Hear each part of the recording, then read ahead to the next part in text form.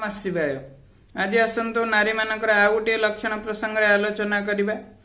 तो कौन कह जाउछि ना उन्नताक्षी न दीर्घायु अर्थात जस्या चक्षु जहार चक्षु उन्नत चक्षु होइथाय न दीर्घायु सेमानकर आयुष सामान्य भाव में कम हेबार संभावना थाए।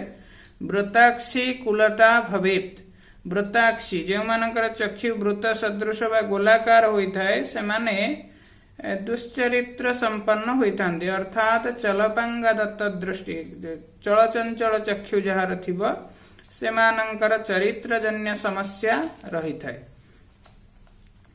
मेषाक्षी महिषाक्षीश्च केकराख्या न शोभना एवं मेष सदृश चक्षु मेष कहले मेंढा सदृश चक्षु जहार ईषत उन्नत हेतिब एवं केकराख्या न शोभना कब्ज नेत्र जो मानकर होइथाय सेमाने एते सौभाग्यवती होई नथांती सेही कन्या माने।